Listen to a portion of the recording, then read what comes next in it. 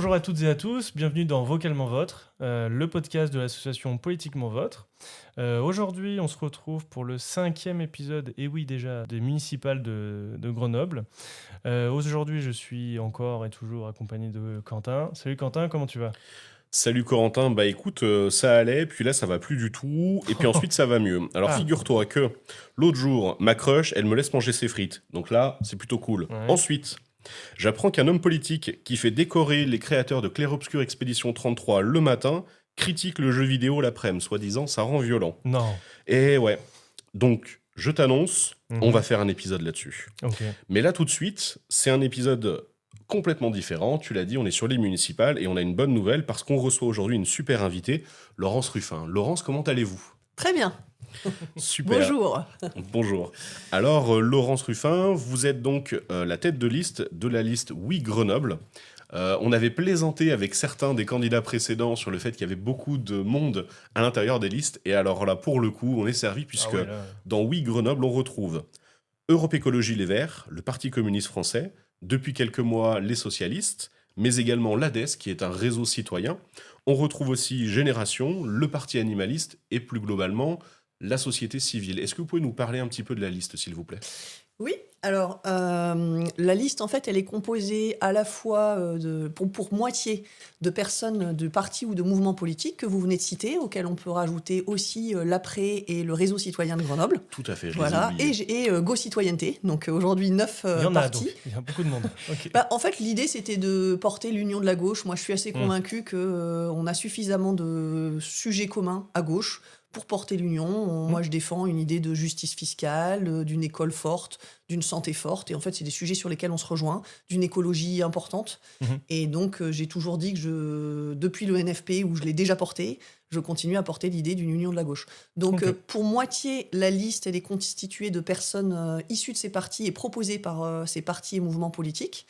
Et pour partie, et pour moitié, composée de personnes issues de la société civile, engagées dans le monde coopératif, associatif, économique à Grenoble. Mhm. Et ça, pour moi, c'est important. Ça, c'est le premier sujet, d'avoir cet équilibre entre les deux, à la fois parce que je pense que les partis structurent la vie politique française et sont nécessaires, mais qu'en même temps, il y a plein de manières de s'engager à Grenoble, de s'engager dans sa ville, et que je trouve qu'il n'y a pas de bonne ou de mauvaise manière de s'engager. Et on a eu envie de faire une liste avec des personnes qui se sont engagées autrement dans Grenoble.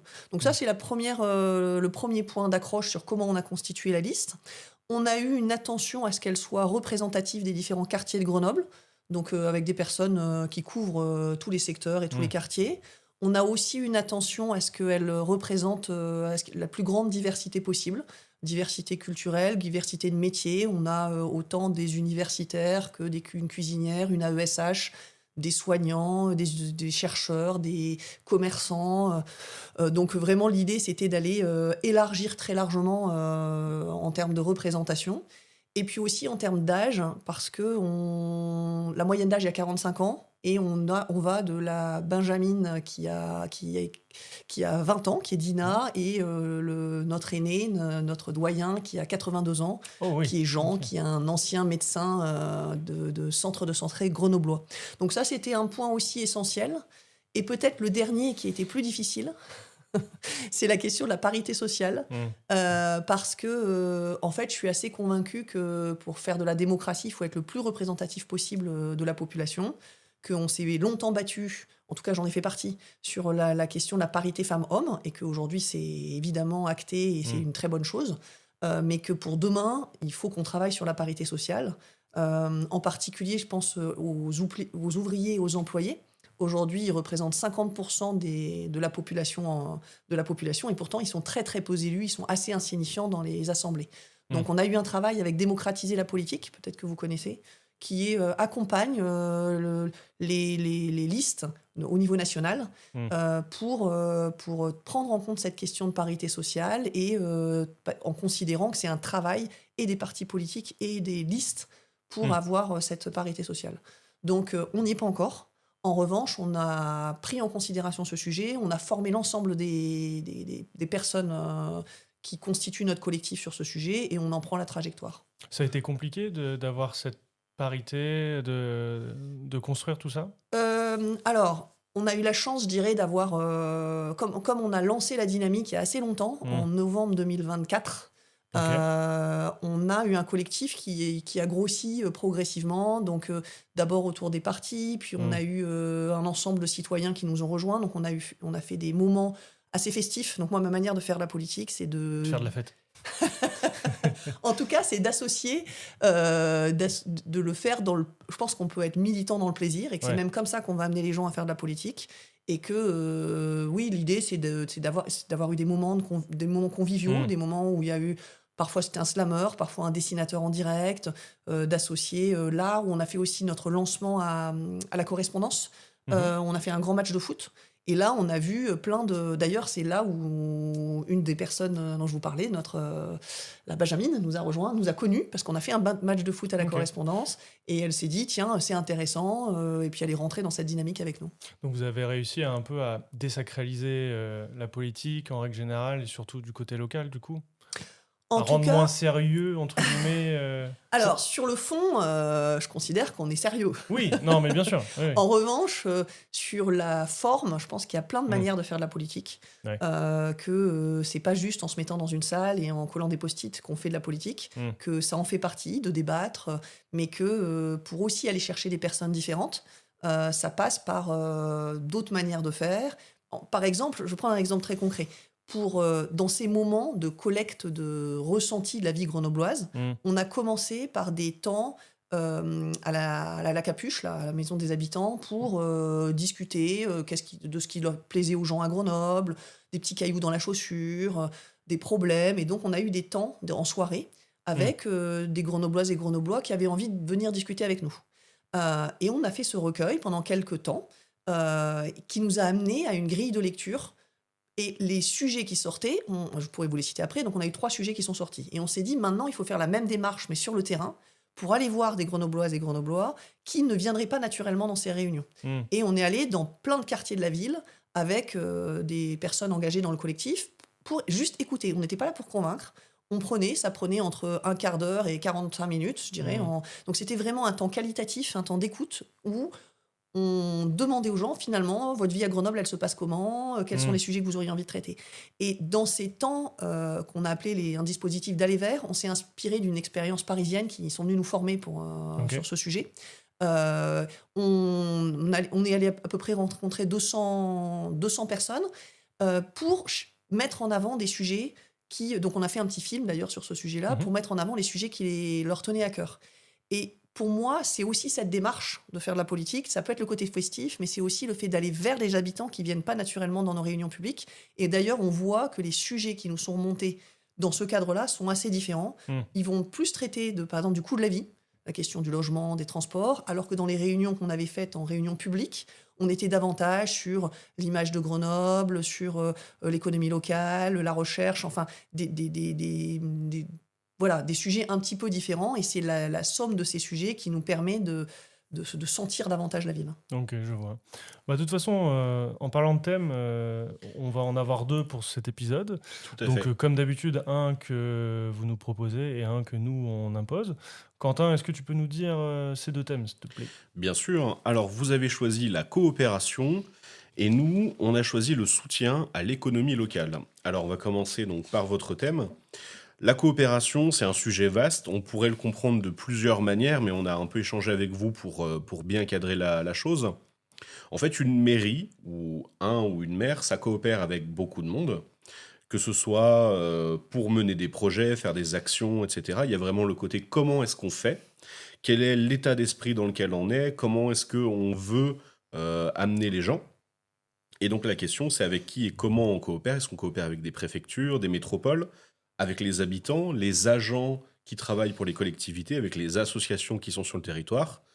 Vous, Madame Ruffin, comment est-ce que vous voyez la coopération? Justement, on parle d'état d'esprit. Dans quel état d'esprit est-ce que vous êtes et vous serez si jamais vous êtes élu en mars au conseil municipal et ensuite maire de Grenoble?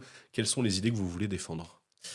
Alors, je pense que j'ai choisi la coopération parce que c'est à la fois l'histoire de ma vie et ce qu'on a entendu, qui était attendu par les habitants et habitantes aujourd'hui. En tout cas, c'était un des sujets sur lesquels on était attendu. L'histoire de votre vie? C'est-à-dire? En fait, en quelques mots, moi, depuis 20 ans, je travaille dans le mouvement coopératif. Ok. Donc, j'ai à la fois Vous avez dirigé accompagné. une SCOP, c'est ça? Voilà, Ouais, j'ai ouais. dirigé une SCOP. Donc, une SCOP, c'est une structure qui. Coopérative. Coopérative, exactement. Où les salariés sont associés. Donc, Mhm. chez nous, tous les salariés étaient associés. Et où on prend les décisions collectivement et où on partage ce qu'on gagne. D'accord. Voilà, dans l'état d'esprit d'une coopérative. Et on ne peut pas faire de plus-value. Donc, la structure n'a pas d'objectif financier. Elle Ouais. est là pour être pérenne. Dans le des- vert quand même, pour être. Ah oui, tout à fait. Pour Pour que ça être fonctionne, ouais. économiquement viable, pour bien fonctionner. Mhm. Mais l'argent que l'entreprise réalise, les bénéfices qu'elle réalise, ont pour objectif soit d'être redistribués aux personnes qui travaillent dans l'entreprise, Ok. soit d'être investis pour que l'entreprise dure, se pérennise, fasse Mhm. des nouveaux projets. Donc on est dans un état d'esprit d'intérêt général, je vais dire. Ok, ok. Et moi, c'est vrai que pendant donc une vingtaine d'années, ça a été un choix de m'engager dans le mouvement coopératif. Mm. Pour moi, c'était à la fois une manière de faire du collectif et en même temps en faisant des projets qui étaient solides. Je Mm. pense qu'il y a les deux aspects qui m'ont intéressé. Donc j'ai à la fois accompagné des projets collectifs, hein. Donc dans les scopes ESIC, on peut parler localement de labels électriques, de cities, de terre vivante. Ou plus globalement, cette année, par exemple, on a accompagné Duralex, Ok. les petits Ouais, les petits verres. voilà, Ouais, exactement, les verres qui étaient en cantine. difficulté, Mm. et on les a accompagnés pour que les salariés reprennent leur entreprise. L'entreprise, ok. Et moi-même, j'ai dirigé une entreprise qui est issue de l'université de Grenoble, Mhm. sous forme de SCOP. Et donc, forcément, la coopération, je l'ai non seulement vécue au quotidien, Mhm. mais en plus, je l'ai portée d'un point de vue, j'allais dire, politique. C'est-à dire Ok. que ça m'a amené. J'étais élue du mouvement coopératif, Mm. donc je le suis toujours, hein, vice-présidente de la structure qui fédère en France donc 80 000 personnes. Mm. Et dans ce cadre, je suis amenée à penser, à promouvoir, à porter en tout cas ce type de projet collectif Ok. où l'intérêt général est central. Donc Alors vous pourquoi je avez vous parle de tout effectivement une certaine expérience, Voilà. un certain bagage là-dedans. Ok. ça Et je pense aussi que là où on est Grenoble, on nous attend sur un changement de méthode. À la fois parce que ça nous a été dit dans ces différents temps d'échange, aussi parce que globalement, il y a une défiance envers le politique. Je pense que ça, c'est pas, je veux dire, Une les méfiance du genre, ils sont tous les mêmes, on vous Ouais, croit de défiance plus, sur le fait de. Sur un dernier sondage, 13% des Français disaient avoir encore confiance dans leur. C'est pas beaucoup. Voilà, c'est pas beaucoup. Alors on a de la chance là-dedans, Ouais. c'est que les maires et les élus locaux sont les élus dans lesquels les Français et les Ont Francs plus grenoblois ont confiance, le plus ouais. confiance. Donc ça, c'est aussi un des sujets, moi, qui m'a amené à m'intéresser à Grenoble. C'était de me dire, finalement, ce que j'ai fait dans ma vie, c'est des projets collectifs, c'est du bien faire avec les gens, tout en portant un projet politique, un projet de société, sur un triptyque démocratie, social, environnement. Ça a été un peu ce que j'ai su faire et ce que j'ai envie d'amener à Grenoble à ce moment où on a plutôt un désintérêt des gens vis-à-vis de la politique, alors qu'au contraire, c'est un moment de bascule où on devrait défendre fortement les valeurs et la société dont on a envie. On le voit à cause des questions internationales, nationalement, mais aussi même à Grenoble. On a quand même une dérive de tout genre qui me donne envie d'amener ce sujet dans la ville. Et Alors, vous oui. pensez que vous y arriverez du coup à rendre plus confiance les politiques auprès des Grenoblois si vous êtes élu maire demain? Alors, je vais répondre oui, en tout cas, parce mais je vais surtout donner les raisons qui me font penser que je suis confiante sur ce sujet. Déjà parce que je l'ai fait pendant 20 ans, alors je vais dire, et que je l'ai fait à d'autres niveaux, mais que finalement c'était sur des tailles qui étaient assez similaires, et que c'est d'abord un état d'esprit. La coopération, le faire ensemble, c'est un état d'esprit, c'est de considérer que parce qu'on fait en collectif, on embarque davantage les gens et c'est plus efficace. Je pense qu'il y a vraiment la double raison pour moi. Si je reprends, ça sera la dernière fois, mais l'exemple coopératif, on arrive à la fois à embarquer davantage les gens. On a des turnovers, donc les personnes qui restent davantage dans les entreprises. On a à la fois des entreprises qui sont plus solides, qui sont en moyenne 15% plus solides que les autres entreprises. Et donc, globalement, on peut dire qu'on coche toutes les cases. Donc, si vous me demandez par rapport à la ville, l'idée, déjà, c'est de considérer qu'on est attendu sur un changement de méthode. On est attendu à la fois les habitants, mais aussi le monde associatif. Je veux dire, la semaine dernière, on a vu l'éducation populaire, un certain nombre d'associations qui nous ont interpellés sur comment on va travailler demain entre villes et associations, et dont la première demande est de mettre en place ensemble une charte d'engagement réciproque pour déterminer comment on va fonctionner dans la liberté, dans le respect de la liberté associative, mais en même temps dans l'engagement réciproque. Mais c'est vrai aussi avec les agents, c'est vrai entre la ville et la métropole. Donc, pour moi, la question de comment on fabrique la ville demain, elle est attendue pour une question démocratique et pour renouer avec les habitants. Elle est attendue pour une deuxième raison, c'est qu'on a une baisse des budgets et qu'on est dans une attention budgétaire, une attention de bonne gestion de l'intérêt général et de l'argent public. Et en même temps, on a une forte augmentation des besoins. On a un vieillissement de la population. On a de l'investissement sur la transition écologique.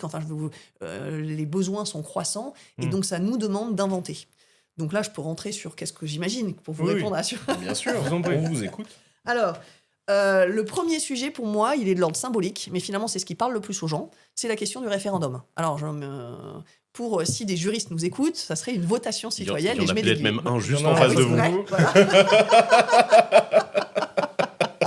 Pas de bol. Bah oui, donc justement, c'est pour ça que je mettais mes guillemets sur le référendum en disant, plus exactement, ce sont des votations citoyennes qui seraient ouvertes à partir de 16 ans et à toute personne qui habite Grenoble, y compris les personnes étrangères. 16 ans. Oui, tout à fait. Et l'idée, alors pourquoi je parle du référendum ? Parce qu'en fait, c'est déjà, on le voit dans les discussions qu'on a aujourd'hui sur le terrain, les gens nous disent « Ah ouais, sympa !» ou les jeunes nous disent « Ah mais nous aussi, on va pouvoir pas seulement bénéficier de vos infrastructures, mais aussi vraiment donner notre avis. » Donc en fait, pour moi, ce premier sujet, il a une valeur symbolique. C'est un peu comme avant, quand dans la SCOP que je dirigeais, on me disait « Ah mais chez vous, on vote !» Je disais « Oui, c'est vrai, mais en fait, ce qui est important, c'est pas le vote, c'est tout le processus qu'on a mis en amont de discussion, de transparence, de concertation qui fait qu'à la fin, on vote. En revanche, il n'y aurait pas le vote, il n'y aurait pas de démocratie. Donc là, ça a la même valeur, le fait de dire on va mettre en place des référendums, ça a cette valeur très forte qui embarque les gens en disant « Ah oui, vous êtes d'accord pour que... » Voilà. Après, mettre en place des référendums, ça veut dire avoir bien acté avant qu'on est d'accord sur le fait qu'on appliquera ce qui est proposé. Pour ne pas refaire 2005... en disant vous pouvez voter sur la Constitution européenne et puis en fait on va éviter de créer des frustrations. Exactement. Si je comprends bien. Quentin, ça ressemble à ce que le GAC nous disait quand même. Ah, il y a un petit air, mais en différent, parce que le GAC était vraiment dans le côté, il faut tout faire. Il faut tout demander. Là, quelles sont les limites que vous mettriez ? Quel genre de questions, par exemple, est-ce qu'on pourrait être amené à voter, à débattre ? Est-ce qu'on débat vraiment absolument tout ? Le GAC, la dernière fois qu'on a tourné, nous disait non, mais nous, tout le budget, on le fait débattre. Est-ce que vous êtes plutôt sur quelques lignes de budget, un budget participatif ?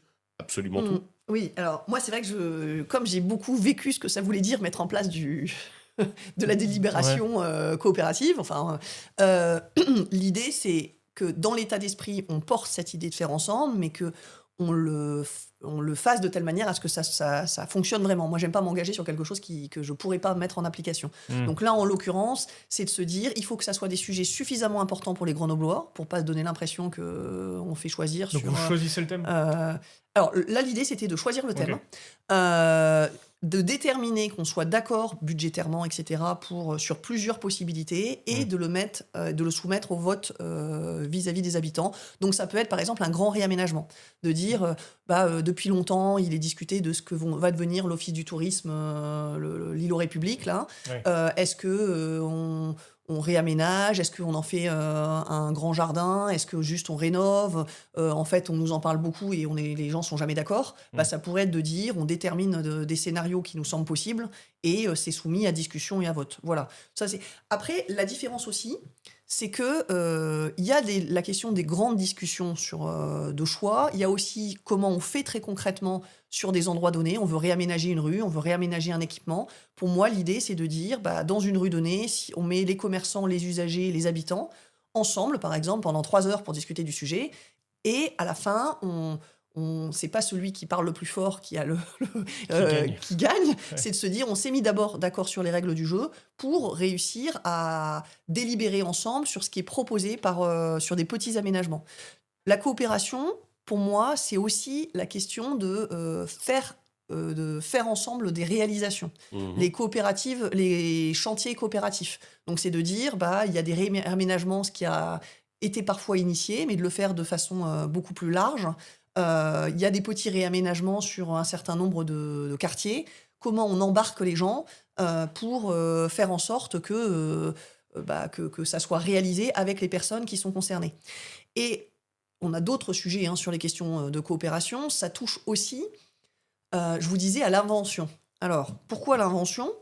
Si on regarde les villes italiennes qui vivent des sacrées chutes budgétaires Mhm. et en même temps qui sont comme nous devant des demandes croissantes, il y a eu un gros travail qui a été réalisé sur comment on peut co-administrer demain la ville. Et ce qu'ils ont appelé les pactes de coopération, donc qui a d'abord été testé à Bologne, qui ensuite a été réalisé dans une centaine de villes en Italie, et dans l'idée de dire, finalement, quand les équipements aujourd'hui, par exemple à Grenoble, les gymnases sont occupés à 85%. Or, il y a plein d'associations sportives qui ont besoin de gymnases. Comment on augmente l'utilisation de ces lieux ? C'est Mhm. aussi c'est pas, si on se dit il y a besoin d'agents pour ouvrir, ça devient compliqué parce que ça veut dire recruter des personnes supplémentaires, etc. Donc, c'est de dire comment on arrive à mutualiser davantage, à travailler davantage pour que les associations, par exemple, soient formées et soient co-administrateurs de lieux de telle manière à ce qu'on mutualise mieux les lieux. Donc, c'est un exemple. On dégage des Oui. marges de manœuvre, en fait. Oui, alors, on embarque les gens davantage parce qu'on leur demande leur avis. Mhm. On demande l'avis à ceux qui sont directement concernés et du coup, on prend des décisions qui sont plus proches du quotidien, plus impactantes parce que les personnes concernées sont directement embarquées dans les décisions. On a plus de marge de manœuvre parce que on fait avec des gens, avec des habitants. Mhm. On a plus d'efficacité parce qu'en fait, quand vous considérez que c'est chez vous, votre quartier, Mhm. en fait, vous y faites plus attention. Ça, je pense que c'est la principale, ce que j'ai surtout retenu de mes expériences coopératives, pour avoir vécu avant des expériences non coopératives, très Mhm. hiérarchiques, c'est que quand on embarque les gens, ils ont le sentiment que c'est leur projet, ils ont envie que ça marche. Si vous embarquez les gens dans leur quartier, ça devient leur quartier et pas c'est l'agent municipal qui doit faire en sorte que ça soit propre, mais en fait, ensemble, l'agent municipal connaît mieux les gens qui sont sur place et on réorganise la proximité, on réorganise le lien et on fait en sorte que y ait une attention réciproque, il y ait une attention au travail, il y ait une valorisation du coût du travail et que les gens soient attentifs à leur quartier. Oui, je crois que ça a aussi un impact sur la vie courante. Alors, ça m'amène deux questions. La première, c'est qu'en fait, quand on vous écoute, on est beaucoup dans le projet. Alors, c'est juste qu'on a déjà entendu parler de la municipalité fait du projet. Mhm, Quelle place donc à l'initiative citoyenne de vraiment ça vient des quartiers qui mhm. disent nous on veut ça? Est-ce que c'est quelque chose où la mairie dit voilà le projet et on vous amène avec nous? Ce qui pose du coup la question de est-ce que ça va vraiment emmener les gens Mhm, ou est-ce qu'il y a un terrain d'entente? mhm. Comment est-ce qu'on crée l'initiative? D'où vient le projet? Et est-ce qu'on est uniquement dans vraiment le côté projet ou est-ce qu'il y a de l'inspiration sur le moment, Mhm. de Mhm. l'improvisation? À la Voilà. one again, quoi. Je sais pas si on dit à la one again, mais Alors, les propositions peuvent venir des deux côtés. mhm, Ça peut être soit une initiative municipale pour faire une proposition et se dire est-ce que, je sais pas, je vous parlais des gymnases, je pense que ça peut être la réflexion doit venir de la ville en disant on a identifié que là et là il y avait des améliorations possibles et on les propose. Ça peut aussi et évidemment venir d'associations en particulier ou de collectifs. Je prends l'exemple en ce moment de Saint-Bruno, il y a un collectif qui s'est constitué pour réfléchir à un nouveau centre de santé sur leur secteur. Là, évidemment, alors moi j'ai été militante associative, j'espère le rester quand j'aurai du temps à nouveau, pendant longtemps. Donc je suis très sensible au fait qu'on est sur un territoire où on a 5000 associations, où on est à un moment où au contraire, il faut s'appuyer sur la vitalité associative, à la fois parce que c'est ça qui fait du lien, c'est ça qui c'est ça qui amène de la culture, c'est ça qui amène du sport dans la ville, c'est ça qui fait que les gens sont un peu, il y a du plaisir dans le fait de faire, il y a de l'émancipation parce que c'est porté par des personnes, et aussi à un moment où les associations sont relativement malmenées. Donc la ville a justement cette attention à avoir de dire comment on peut jouer un rôle, mais en même temps en respectant cette innovation, je ne sais pas si on peut appeler invention, cette audace associative.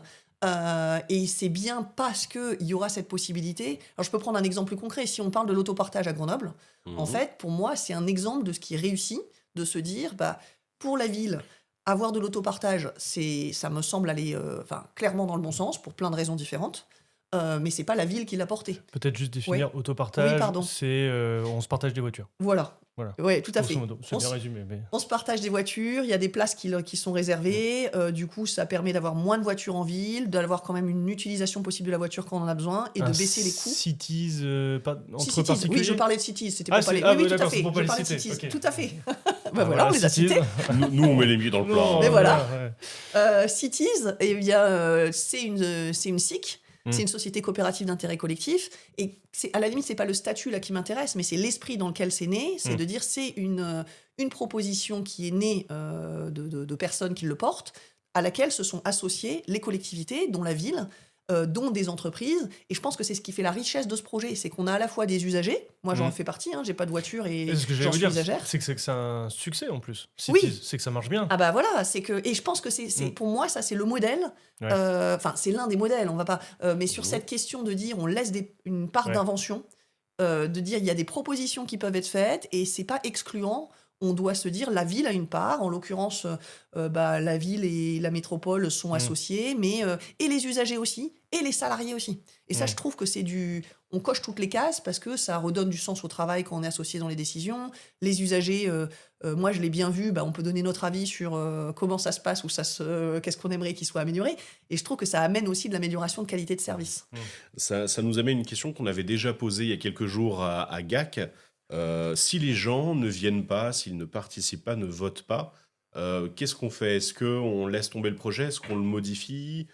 Quelle est l'approche dans ce cas que vous préconisez? Alors là, vous reparlez du référendum, c'est ça Pas forcément Non, que en de général, référendum, vous mais de voulez manière générale. dire, Si les gens ne s'impliquent pas dans le projet, vous avez parlé de les embarquer, mais Mm. s'il y a un refus ou juste une abstention, comment on fait? Alors, je pense que c'est, pour moi, travailler sur l'envie de faire. Pourquoi on fait une campagne dans la joie et pourquoi on avait de la batucada et du hip-hop jeudi lors de notre lancement. Pourquoi à chaque moment on allie des moments de plaisir Petite et des festivité, moments, voilà. mm. En fait, c'est aussi pour donner envie aux gens de venir et ça marche. En fait, on a plein de gens très différents qui seraient jamais venus dans un moment pour parler de leur ville.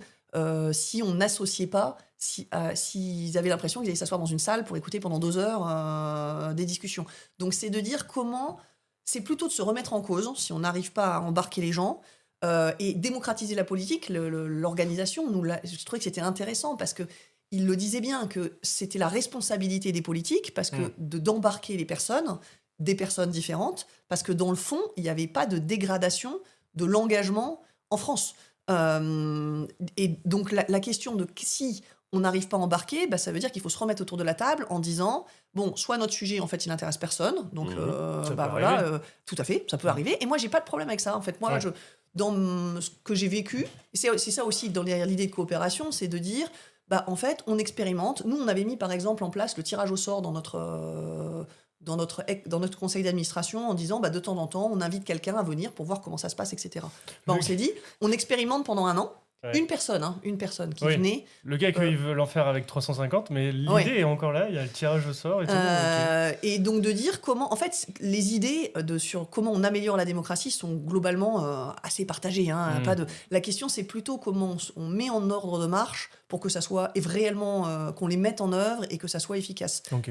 Moi, j'ai écrit, d'ailleurs, j'en fais une parenthèse, mais j'ai écrit une note qui a été publiée à la Fondation Jean Jaurès qui s'appelle Contre l'essoufflement démocratique, la coopération au service de la ville, qui est paru en novembre, en fait, au moment où j'ai porté cette idée de coopération comme l'idée d'une nouvelle pensée pour la ville, de comment on fabrique de l'intérêt général commun demain.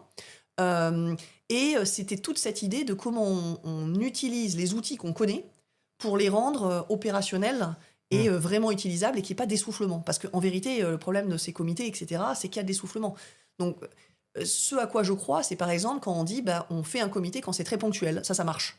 De dire, vous avez envie de savoir, je sais pas moi, on a une grande discussion sur est-ce qu'on doit faire il y a un festival aujourd'hui qui est gratuit à Grenoble, est-ce que vous avez un avis dessus? Je pense que c'est un sujet qui peut bien fonctionner. En revanche, de dire, il faut faire attention à ce que les gens ne s'essoufflent pas. Non, ouais. Voilà. Donc après, pour revenir à votre question, pour embarquer les gens, il faut soit c'est les thématiques qui conviennent pas, soit c'est la manière de faire qui ne convient pas et qui nécessite de se remettre en cause pour faire en sorte que les gens viennent.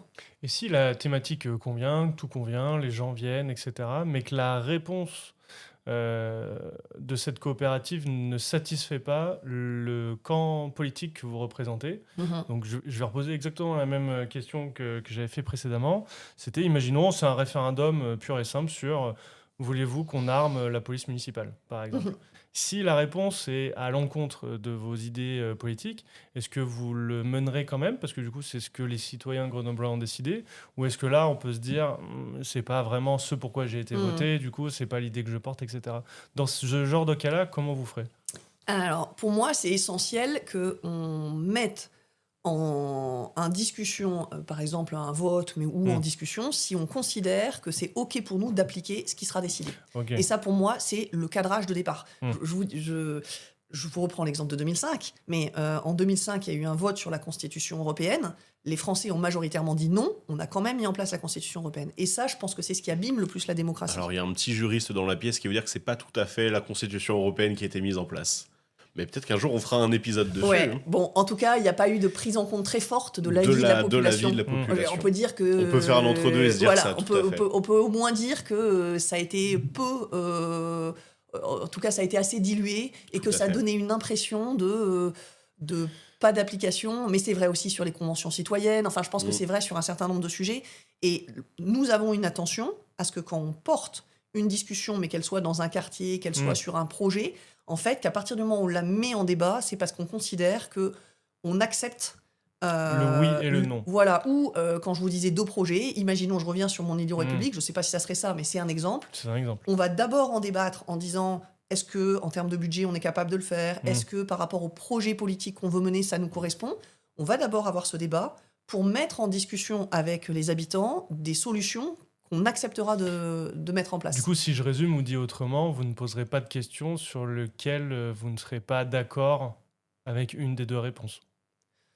Oui, on peut dire ça. On peut dire Ok. que le cadre politique, on le présente en nous présentant à l'élection municipale, en Ouais. définissant notre cadre où on porte une ville qui soit une ville de lien, Mhm. une ville où on a une attention au réchauffement climatique, où on a notre premier poste budgétaire, c'est l'éducation et la jeunesse, puis Mhm. le social, puis la culture. Donc oui, ce sont des fondamentaux et on ne va pas mettre en discussion les Des- fondamentaux ouais. sur lesquels on se présente. En revanche, à l'intérieur de ces fondamentaux, se dire il y a des discussions sur la réaménagement d'un boulevard parce qu'on doit concilier les piétons, les Hmm. cyclistes, le tram, la voiture, et se dire comment on l'aménage, à quel endroit on doit avoir un parc. On s'est engagé à avoir un parc à 5 minutes de chez soi, Hmm. en faire une discussion avec les habitants. Oui, parce que c'est le cadre politique dans lequel on s'inscrit. Ouais, ok. Mm. Si je comprends bien, en fait, vous voulez pas donner de faux espoirs, tout simplement en promettant des sondages, Hmm. des référendums que vous tiendrez pas. Exactement. En Mm. fait, ça me semble important qu'on aille dans le sens d'une amélioration de la Mm. confiance démocratique. Voilà. D'accord. Ça m'amène petit à petit vers une question un peu plus large. Là, on parle de la ville. Oui. La ville, et on l'a vu par exemple avec la question de la gratuité des transports en commun, ne peut pas toujours tout faire comme elle le sent.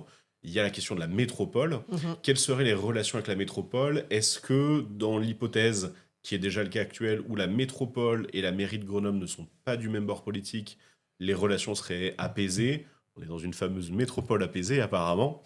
Comment est-ce que vous envisageriez la chose? Les projets en fait que vous voulez mener pourraient toucher plus que les Grenoblois et les Grenobloises en réalité. Mhm. Si on parle de grands aménagements, Mhm. en réalité, nos voisins de Cessin, de La Tronche, etc., sont amenés aussi à être impactés. Est-ce qu'il y aurait une discussion? Comment vous feriez? Quelle serait l'approche avec la métropole?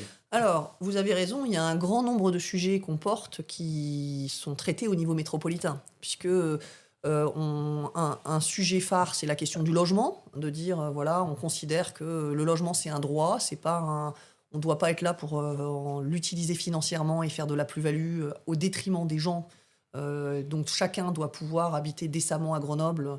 Donc c'est un gros sujet. Par exemple, on travaille sur le plafonnement des loyers, on travaille sur la question du taux de logements sociaux, sur la réquisition de logements vacants, donc sur un certain nombre de sujets. Mais je peux prendre cet exemple, tout comme celui des transports en commun, où on porte l'idée de transport en commun gratuit le week-end. Et donc voilà, et on pourrait donner tout un tas de sujets qui sont nécessairement traités au niveau métropolitain. Ce que je voudrais porter, c'est peut-être, c'est à la fois de fabriquer du collectif et de considérer que c'est une force et d'être aussi dans une idée de gestion. Moi, je crois à la gauche efficace, à la gauche de proximité du quotidien, et de dire qu'on a une forme d'efficacité et une forme d'attention à ce qui se passe très concrètement. Et que c'est aussi parce qu'on va répondre très concrètement aux besoins des habitants qu'on va le faire, qu'on a une attention à la bonne gestion de l'argent public, et que c'est ce que j'ai porté dans ma vie professionnelle précédente et ce que je compte porter pour Grenoble. Donc oui, sur les transports en commun, pourquoi le week-end ? Parce que financièrement, c'est un projet qu'on peut porter, et parce que ça a plusieurs intérêts. Du coup, je fais une petite digression, mais sur le pourquoi. Ça a l'intérêt de commencer à changer nos habitudes, parce que ça nous, on le sait, dans toutes les villes qui sont passées par là, ça entraîne à se dire finalement c'est bien de prendre le tram, et puis la semaine du coup les gens le prennent davantage. Ça amène aussi, on en parlera peut-être après, mais à aller plus dans le centre-ville pour faire ses courses, pour se promener, pour faire du lien et se rencontrer. Et aussi, ça amène à aller plus à la montagne pour ceux qui, malheureusement, aujourd'hui, n'y vont pas, pour des questions culturelles ou financières. Et donc, l'idée, c'est aussi de rendre la montagne la plus accessible possible, et toute l'année, mais notamment aussi l'été. Pourquoi l'été ? Parce qu'on est quand même une ville où il fait quand même particulièrement chaud l'été. Ça va continuer à se dégrader, puisque le réchauffement climatique, vous le connaissez, on est particulièrement touché à Grenoble. Donc, c'est un des sujets d'ailleurs de notre projet. Mais sur la question des transports en commun, moi, j'ai été marquée par les étés grenoblois, où en fait, on avait des personnes qui pouvaient se permettre de partir, par exemple, dans leur maison secondaire à la montagne, ou qui avaient leur maison bien isolée, ou qui avaient de la clim, et ceux qui vivaient dans des appartements qui étaient mal isolés, qui faisaient chaud aussi la nuit, et qui ne partaient pas. Donc ça contribue, alors c'est pas la seule mesure sur ce sujet, mais ça contribue à ça, et donc c'est cet équilibre qu'on souhaite proposer. J'ai envie de porter une utopie qui est, je vais me référer à l'ancien préambule de la Constitution, garantir un bonheur commun. Et en fait, mais je dis ça aussi parce que je pense que j'ai envie de porter une forme d'envie pour Grenoble, qui est une forme d'utopie, de dire on a envie de défendre des valeurs à Grenoble, des valeurs féministes, antiracistes, d'une ville hospitalière, une ville, des valeurs auxquelles nous tenons, et sur lesquels nous devons tenir aujourd'hui et en 2027, quel que soit ce qui se passera. Donc sur ces sujets-là, je crois qu'on porte, et au sens positif du terme, une forme de vision de société très forte. Après, sur la réalisation, en fait, on a surtout envie de s'engager et d'être... de pas faire des fausses promesses. Donc de dire, en fait, on a envie de s'engager sur des choses qui vont à la fois améliorer la vie des gens, à la fois les embarquer, et en même temps continuer à mettre la petite graine qui fait que quand on parle de Grenoble, ou qu'on en parlera demain, on sera la petite ville un peu différente. La petite ville qui fait vivre des valeurs, mais la petite ville qui fait des choses un peu différemment. La coopération, par exemple, je reviens là-dessus, si on va vraiment sur les pactes de coopération, je pense qu'on peut être une ville où on fait les choses bien différemment d'ailleurs, et où on peut parler de nous en avance quelque part, mais sur une forme de réalisme. Je vais me permettre d'être taquin, entre guillemets, c'est que le fait que justement, comme je l'ai dit tout à l'heure, vous n'êtes pas extrême dans les idées, dans ce que vous portez, est-ce que c'est pour ça que le rassemblement de la gauche, il n'y a pas LFI dedans, aujourd'hui ?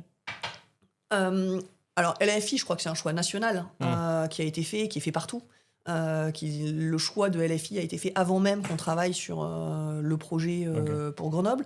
Et en plus, je pense que sur un certain nombre de sujets, en fait, la question de la trajectoire démocratique, sociale, elle pourrait être inscrite à gauche. Après, il faudrait le demander plutôt à LFI, mais pour moi... On lui demande mardi ou mercredi soir. On va le recevoir. Pour moi, en tout cas, ils ont fait un choix qui était un choix national, avec une dimension très nationale. Nous, on est sur un projet qui est très en proximité. Alors, j'insiste un peu sur cette question de double résonance, c'est-à-dire une résonance de très forte proximité avec les gens, et en même temps on porte la République très fortement. Je pense que ça, c'est un sujet sur lequel, quand vous dites réaliste, oui, peut-être sur la réalisation, sur le fait de bien faire les choses, mais en même temps très ambitieux sur les valeurs qu'on porte, sur le fait qu'on sait que ça va être dur, je vais le dire.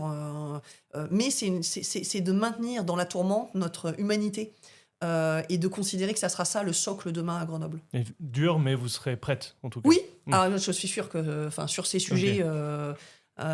sur ces sujets, de se dire qu'il y a des droits et on va défendre les droits. Et on a décidé que ce serait lors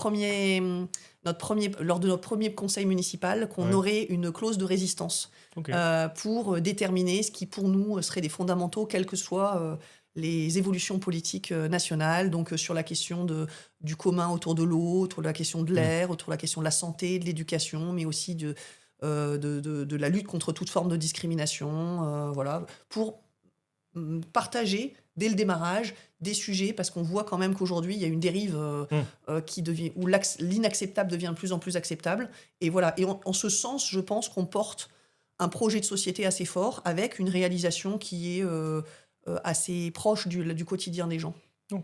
Eh bien, le quotidien des gens, c'est une super transition, Madame Ruffin. Nous, on vous impose un deuxième sujet maintenant. On arrive là sur le dernier tiers de l'émission. Le sujet qu'on vous impose, c'est le soutien à l'économie locale.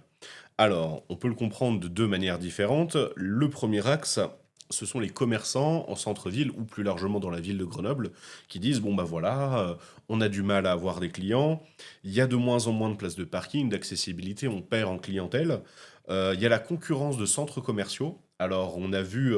à 2 pas d'ici, de là où on tourne en tout cas, le centre Nerpic sortir de terre il y a maintenant un an, il me semble. Et en fouillant un petit peu les réseaux sociaux, votre humble serviteur a trouvé également un argument qui serait que les loyers seraient élevés. Je mets un conditionnel parce que là, les réseaux sociaux, c'est pas une source incroyablement fiable. En fait, ce qu'on retient et ce qu'on voit, c'est qu'il y a ce besoin, cette attente des commerçants d'avoir un soutien de la part de la mairie, de dire, bah voilà, nous, on fait vivre le cœur de la ville, mais il faut que la ville nous aide aussi. Qu'est-ce que vous mettriez en place justement pour venir les aider? Quel message vous voudriez leur envoyer? Moi, c'est bien, c'est un sujet que vous avez choisi, mais ça me va. C'est parfait, très bien. Parce que c'est la question de l'économie, c'est quand même un sujet sur lequel j'ai beaucoup travaillé, et notamment sur la question de l'économie locale, alors que ça soit les commerces, mais aussi l'artisanat, et plus largement le service et l'industrie. Alors, on peut peut-être le prendre de deux sujets différents. La question des commerces et la question de l'emploi local, qui sont peut-être... Deux sujets différents. Voilà. Okay. Le commerce, vous avez raison de dire qu'on a de la vacance à Grenoble, puisqu'on doit, selon les statistiques, entre 12 et 14% de vacances. Il n'empêche, alors c'est la Chambre de commerce et d'industrie qui l'a écrit, on est dans les taux nationaux. C'est ce que j'allais vous demander. Voilà. C'est la exactement moyenne, dans les taux, tout à fait. Okay. Donc en fait, on est dans les taux nationaux. Mais ce qui n'est pas, c'est pas satisfaisant. Je dis juste que c'est un problème qui est lié à un changement de consommation. C'est quand même la montée d'Internet qui explique très largement la difficulté des commerces, renforcée par, pour nous, le fait d'avoir une zone commerciale hors centre qui est complètement... en tout cas, qui n'aide pas la vitalité du centre-ville. Oui. Mais j'allais dire, en fait, ce que vous expliquez, c'est que par rapport au taux de vacances, excusez-moi, c'est-à-dire le taux de commerce vide, on n'est pas bon, mais on n'est pas plus mauvais que la plupart des autres grandes villes. En fait, on est dans la moyenne. Exactement. On est dans la moyenne, mais ce que je dis aussi, c'est qu'on doit travailler dessus. On doit travailler dessus pour plusieurs raisons. La première raison, c'est qu'en plus du taux de vacances, il y a un certain nombre de commerçants qui ont des difficultés à vivre correctement du commerce. Parce que le panier moyen diminue, c'est-à-dire le nombre de personnes qui se baladent dans Grenoble est stable. En revanche, les achats des personnes qui vont dans les magasins, en moyenne, baissent. Ça, c'est lié à la baisse du pouvoir d'achat. Et donc, on a un système de baisse sur les achats et une augmentation sur les charges. Augmentation sur les charges avec l'inflation, avec les augmentations de prix de l'énergie. Alors, sur les loyers, c'est un fait. Donc, du coup, ce croisement fait qu'évidemment, la situation est plus difficile pour les commerçants. Sur les loyers, on estime à peu près à 10% des loyers, les surloyers sur Grenoble, qui sont liés à plusieurs phénomènes de rachat par par des propriétaires qui mettent des prix de loyer trop élevés. Effectivement, ça c'est le cas. Et puis ensuite, il y a la question de se dire comment on redonne envie aux gens de venir dans le centre-ville pour consommer. Donc sur ces différents sujets, l'approche qu'on a, c'est d'abord se dire comment on peut aider les commerçants. Alors, les aider à s'installer, par exemple. Donc on s'est dit, on va mettre en place un guichet trimestriel pour faciliter l'installation des commerçants. Les aider dans un certain nombre de démarches et de sujets pour leur faciliter la vie. Les aider sur la question du plafonnement ou l'attention et la discussion avec les propriétaires pour faire en sorte que les loyers ne soient pas déconnectés de la capacité à payer des commerçants. Donc ça, c'est un sujet de discussion, par exemple. Est-ce que ça a été porté par d'autres villes sur, de la même manière qu'on encadre les loyers, de faire un encadrement des loyers commerciaux, en tout cas d'avoir une forme d'attention et de travail sur ce sujet. Donc ça, c'est le premier volet qui est comment on accompagne les commerçants qui aujourd'hui est traité au niveau métropolitain, parce que vous me demandiez tout à l'heure.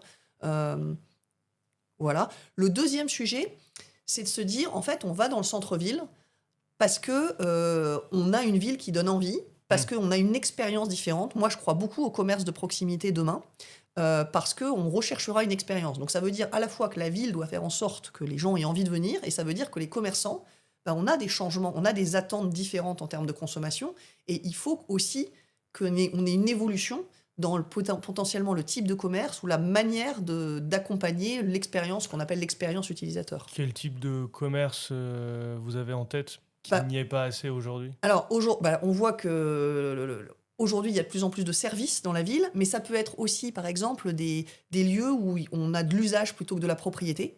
Les objets tech, par exemple, sont très développés en Suisse. Chez nous, pas du tout. On n'a que des bibliothèques aujourd'hui et qui sont municipales.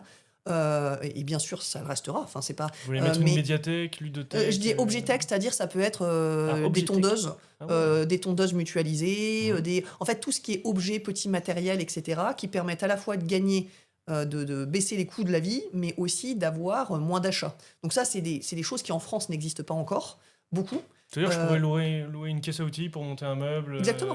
Tout à fait. Ouais. Okay. Donc il y a un certain nombre de pays, mais c'est une des réflexions de se dire finalement la ville de demain, ça sera à la fois des commerçants qui vont travailler à l'expérience de comment ils donnent envie aux gens de venir chez eux, à la fois le fait d'avoir potentiellement d'autres des commerces qui soient potentiellement avec d'autres usages, et c'est aussi des lieux de vie. Alors je vais insister un peu là-dessus parce que on travaille beaucoup sur ce sujet de comment on amène les gens à venir dans le centre-ville. Je vous ai évoqué les transports gratuits le week-end, c'est un des axes.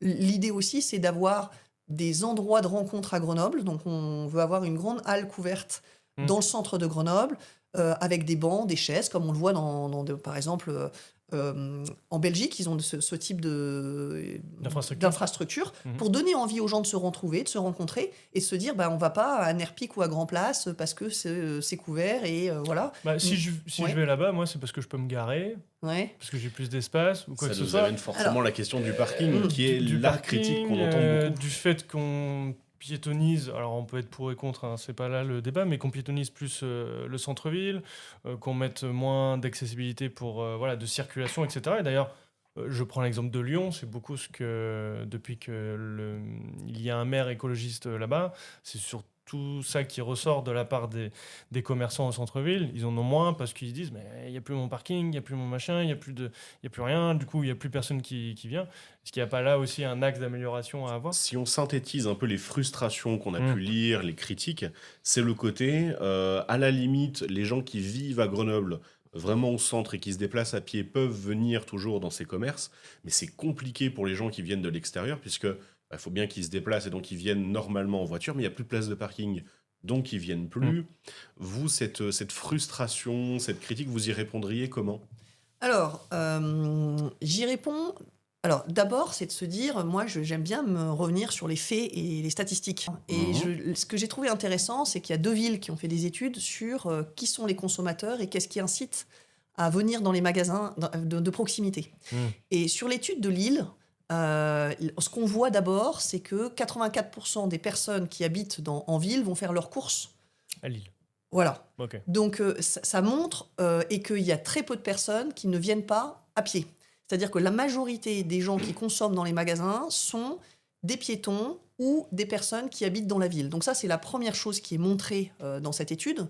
La deuxième chose qui est montrée, c'est que quand on a piétonnisé des rues, on a en moyenne 15% d'augmentation dans ces rues parce que les consommateurs préfèrent se balader dans des rues qui sont piétonnes.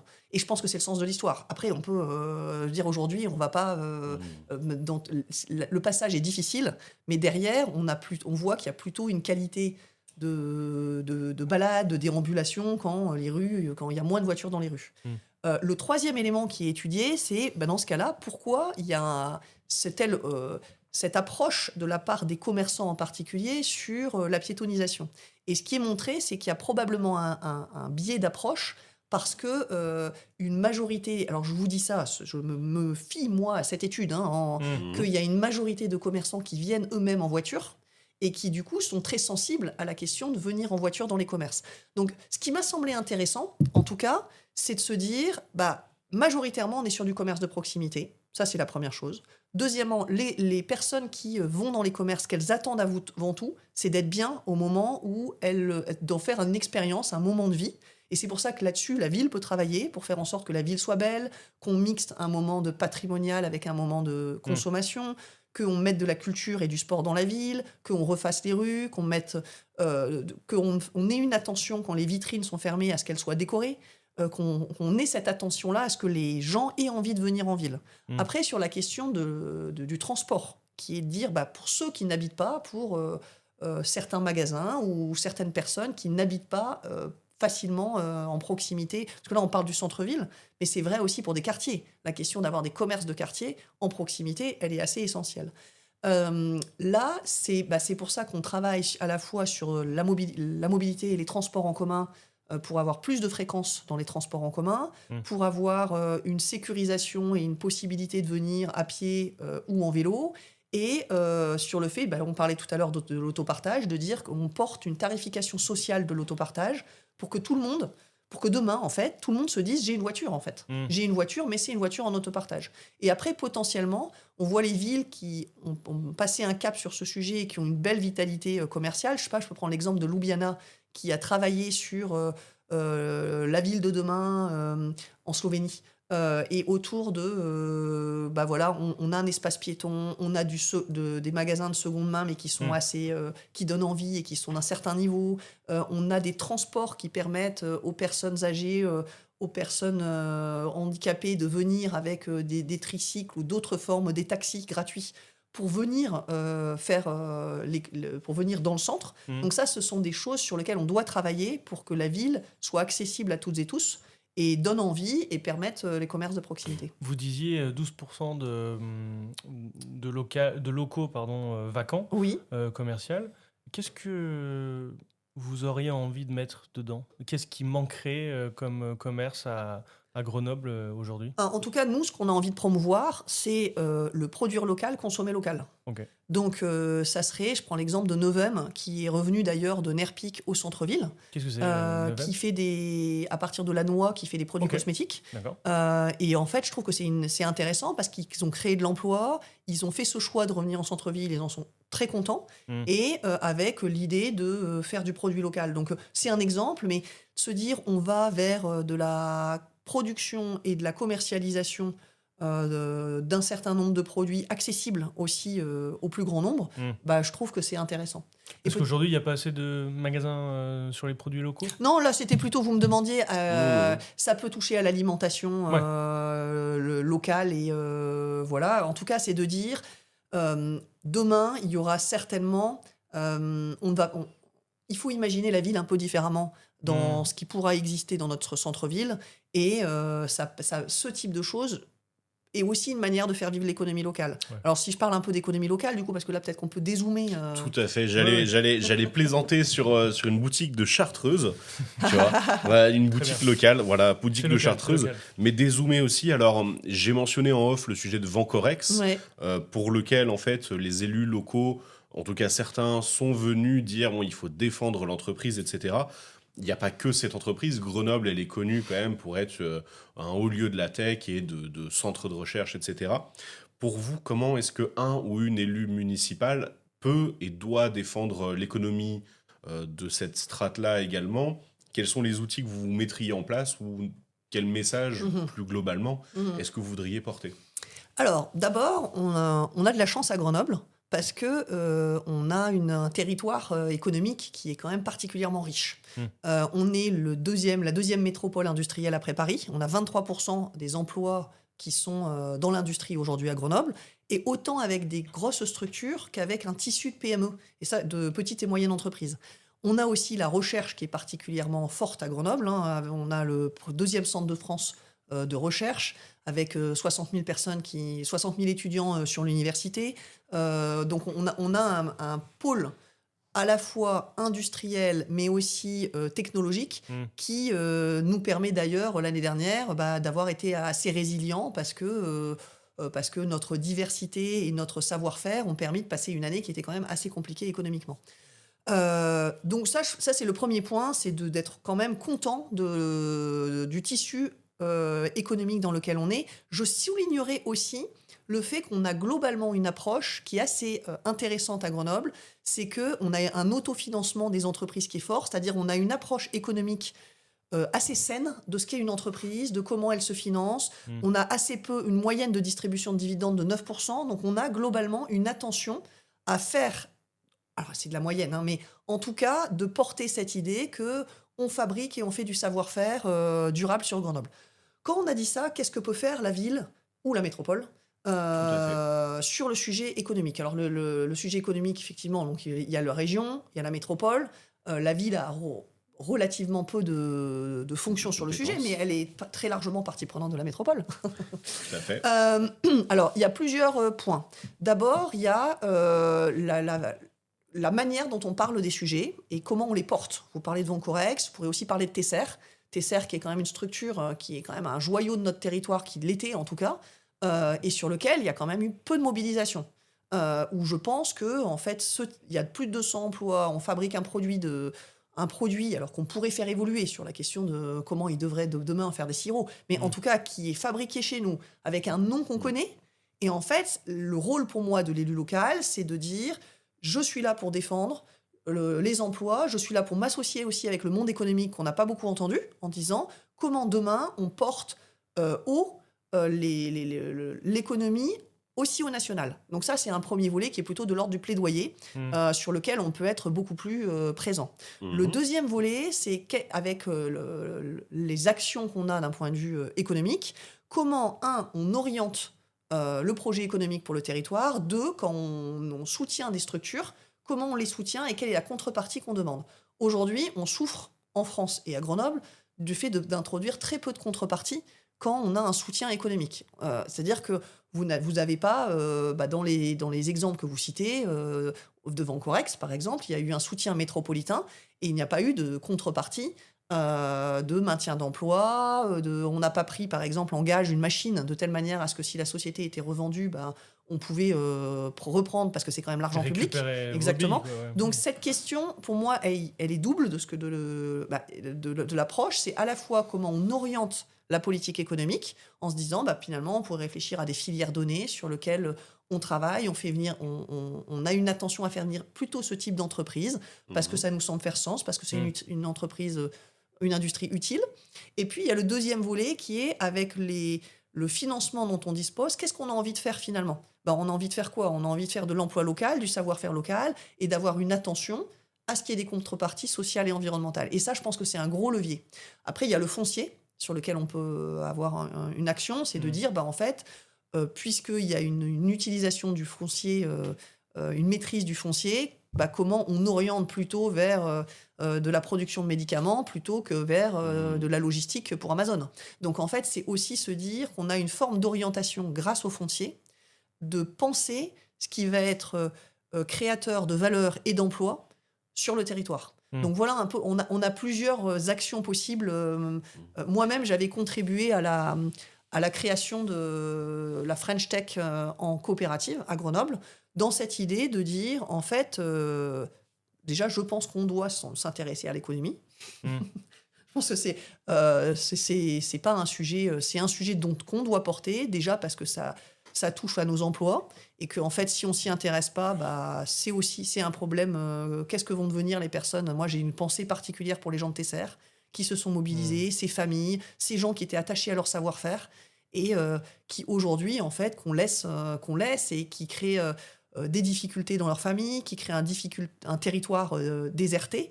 Donc, je pense qu'on a un vrai rôle à jouer sur l'accompagnement de l'économie et de l'emploi dans sa dimension locale. On a eu 2 candidats qui ont un peu exprimé leur manière de faire là-dessus sur l'économie. Un premier, donc, qui est le tout premier d'ailleurs, si nos auditeurs et nos auditrices ont envie de voir qui c'est, qui me disait non, mais l'économie à la Éric Piolle, ça va pas du tout, c'est l'État qui contrôle tout, c'est pas bien, il faut du laisser faire. On a eu un candidat plus modéré, pour ne pas le citer, vous pourrez le retrouver si vous écoutez nos épisodes, qui me disait moi je suis dans un entre-deux, je suis pas défavorable à l'impôt, mais faut voir comment c'est fait. Vous vous situez plutôt où, vous plutôt dans un côté où on fait des choix politiques, on dit là on met des limites, on est au vu de l'échange qu'on vient d'avoir, vous avez pas l'air non plus dans un laisser-faire total. Vous vous situeriez où à peu près, vous? Alors, moi, je vous disais, la question, je considère que l'économie, ça fait partie des sujets. On pense l'éducation, on pense la santé. En fait, on doit aussi penser l'économie. C'est pas vrai qu'on peut laisser l'économie uniquement être pensée par les entreprises. Ça veut dire que je crois à la planification, par exemple, en disant on doit réfléchir à de quels besoins on aura demain, comment on est autonome en France d'un point de vue production, et du coup, comment on organise le fait de le produire. Donc, effectivement, je suis dans une approche qui consiste à la fois à penser stratégiquement. Je crois qu'aujourd'hui, on n'a plus d'industrie. On est quand même le pays le plus désindustrialisé du G7. Alors qu'on parle d'industrie tout le temps. Parce qu'en fait, qu'est-ce qu'on a fait? D'abord, c'est un sujet, l'industrie, en fait, ça a longtemps été, on a longtemps considéré que c'était pas nécessaire. On a même parlé du fait, je sais pas si vous vous souvenez, mais on parlait des faiblesses d'une économie sans entreprise, sans industrie. Donc on a prôné le fait que c'était bien de ne pas faire d'industrie, et puis ensuite, on s'est pas donné les moyens de le faire, on la protège pas. Donc, par exemple, typiquement sur ce sujet, si on veut garder nos entreprises en France, nos industries en France et à Grenoble, et je pense qu'il est nécessaire d'avoir des industries, de produire sur le territoire pour des questions d'emploi, pour des questions d'autonomie. Ça veut dire mettre en œuvre des moyens qui leur permettent de rester chez nous, de produire chez nous et d'être dans des conditions sociales et environnementales, en tout cas de faire en sorte que quand on importe, on soit dans des conditions sociales et environnementales identiques à ce qui est produit en France. Alors là, ça dépasse le cadre grenoblois, Tout à fait. mais c'est une nécessité si on ne veut pas se retrouver. Aujourd'hui, on a une balance commerciale qui est extrêmement déficitaire. Donc, en fait, il y a des soucis économiques assez larges qui posent des problèmes tant en termes de dépendance qu'en termes d'emploi, et que je ne crois pas qu'on va résoudre le problème en subventionnant. Il faut qu'on crée de l'emploi, il faut que les gens ils puissent travailler, vivre de leur travail et vivre correctement de leur travail. Alors une toute dernière question, et après on va conclure sur la balance commerciale. On est un peu plus large que le municipal, mais on a eu un petit trimestre là où on est dans le positif. Pour vous, c'est plus une exception qu'autre chose? Non, enfin, je suis... Quand c'est positif, il faut reconnaître qu'on a des évolutions positives. Moi, je regarde sur 20 ans, on est quand même sur une large dégradation économique. Tout à fait. Et on a la chance à Grenoble de bien résister, même si on a eu une année qui n'a pas été... On a quand même une sacrée baisse était avec une sacrée baisse en 2025. Donc, on a une attention à avoir une pensée économique, en fait, à porter une stratégie pour le territoire d'un point de vue économique. Et vous me parliez tout à l'heure de le lien avec les autres communes. Je pense que ça en fait partie. Le logement, le transport, mais aussi de quelle économie on a besoin demain. Et ce sont nos emplois, ce sont les emplois des gens. Donc, en fait, on a besoin de s'y intéresser. On peut aussi se poser la question de pourquoi l'industrie s'en va, entre guillemets, ou pourquoi il y en a moins dans la région. Est-ce que c'est pas dû justement aux écologistes qui mettent plus de pression, plus de normes, Après, c'est une tendance nationale, comme vous l'avez dit, on est le pays du G7 dans lequel il y a de moins en moins d'industrie. Est-ce qu'on récupère pas là une conséquence des règles écologistes qui ont été mises en place par la précédente municipalité? Je crois qu'il n'y a pas de... Enfin, on est dans un pays on est dans un pays qui se désindustrialise, et on a la chance à Grenoble d'être de la 2e métropole industrielle. Donc je pense qu'on peut être fier d'avoir une belle industrie, et moi je porterai le fait d'avoir une économie. Enfin, je m'intéresse à l'économie et je veux m'y intéresser demain, et je veux porter le fait qu'on soit fier de notre savoir-faire. Dans la structure que j'ai accompagnée, on a toujours une attention à fabriquer chez nous, même au moment où tout le monde disait vous n'allez pas y Vous avez arriver, pas- ouais. vous êtes obligé de sous-traiter en Asie parce que tous nos concurrents ont sous-traité en Asie, vous n'allez pas y arriver si vous faites pas de sous-traitance ou d'offshore. Et en fait, on a fait le choix, et j'ai porté ce choix, de dire au contraire, c'est parce qu'on va fabriquer en France, qu'on va faire de la qualité, qu'on va avoir un savoir-faire de qualité, que les gens vont avoir du plaisir à le faire et vont innover sur notre sujet. Et aujourd'hui, très concrètement, on est les premiers à égalité avec des Allemands au niveau mondial sur le savoir-faire qu'on a développé. Donc non, je crois qu'au contraire, penser une société qui vit bien aujourd'hui et qui vit bien demain, ça passe par aussi une pensée économique et industrielle locale. Ok. Très bien. Eh ben, c'était très intéressant. Ça ouvre le sujet sur d'autres Oula, oui. considérations nationales, etc. On pourra avoir d'autres débats à l'occasion, aussi bien en vrai que en podcast, parce que, et je le dis ou le rappelle à nos auditeurs et à nos auditrices, on fait aussi des débats en vrai. On en fait à Lyon, à Paris, mais vous l'aurez compris, on en fait à Grenoble. Donc si jamais ça vous a intéressé, que vous soyez d'accord ou pas avec Madame Ruffin, vous pouvez venir, vous pourrez dire au président de l'association que de toute façon il a tort, il sera ravi de vous recevoir. Vous pourrez voir Corentin aussi. Bref, n'hésitez pas à venir. Vous pouvez aussi nous demander si vous voulez tourner dans un podcast, si ça vous intimide un petit peu moins. Dans tous les cas, vous êtes les bienvenus. Si vous voulez nous soutenir, comme d'habitude, likez, partagez, commentez. On espère que cet épisode vous a plu. Et n'hésitez pas à nous faire des retours. Exactement. Madame Ruffin, merci beaucoup d'avoir été Merci notre beaucoup invitée. à vous. Merci. Bonne journée. Beaucoup d'avoir Merci joué le beaucoup. jeu. Chers auditeurs, auditrices, merci à vous d'avoir écouté. N'hésitez pas à mettre des commentaires constructifs, si possible. C'est toujours bon à prendre. N'hésitez pas à mettre un pouce bleu sur YouTube, à mettre des étoiles sur les différents sites de plateformes de podcast. C'est toujours bon pour le référencement. Merci à vous et passez une bonne journée. À bientôt. Bonne journée, à bientôt. Bonne journée.